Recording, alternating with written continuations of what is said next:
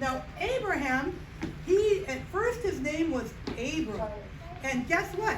Abram lived in Haran, and there nobody worshiped the real God.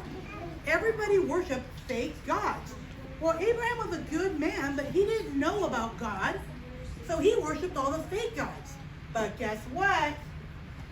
One day, the real God came out of heaven, and he said, Abram, I see in you a good man, and you are going to be my friend. Do you know that Abram was called a friend of God? He goes, you're going to be my friend. He goes, but I need you to do something. He said, I need you to leave your family, everything you know, he goes, and I need you to go on. And said, I'll obey. Even if I don't know where I'm going, I believe you. Because guess what? God told him, Abram, I'm going to give you a special land, and I want you to go there. I'm going to give you a special land. He goes, and I'm going to give you so many children that it'll be like the stars in the heaven. And guess what? Abram was 75 years old. That's old. And he didn't have any kids. Him and his wife could not have any children. But guess what? Abram believed Jesus. When Jesus told him, I'm going to give you a land, I'm going to make you a blessing, you're going to have so many children, it'll be like the stars of the sky. Abram believed God. And it said that God thought of Abram as a righteous man, because Abraham believed in God, and that was how God did this.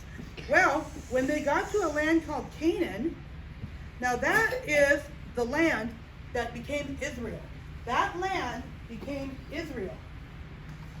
And so God said, this land I'm going to give you. He said, everywhere you look, Abraham, this land is going to be yours. And you are going to have so many children, it's going to be like the stars in the sky. He said, look up and count the stars. Can you count the stars up there? And Abraham said, I can't count all those stars. It's hundreds of stars. And God told Abraham, that's how many children you are going to have. He goes, and out of your family, you're going to bless the whole world. Your family, Abram, is going to bless all of the families of the earth. And so Abram believed God. Even though him and his wife were 75 years old when they got that promise, they believed God was going to make it come true. And you have a family tree too. It's Miss Yolanda has her husband Eric and me. We got married, and we have a daughter named Lucy. So this is my family tree. One day Lucy will get married, she'll have children, and this will become my family tree.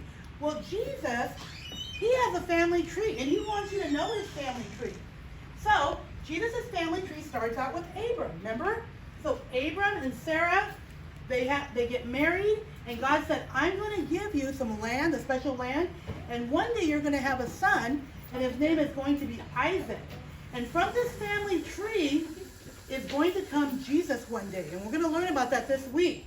And then out of Jesus, when we have Jesus in our heart, then we get to be part of that family tree too. And we're going to learn all about that this week, about how we get to be part of God's family.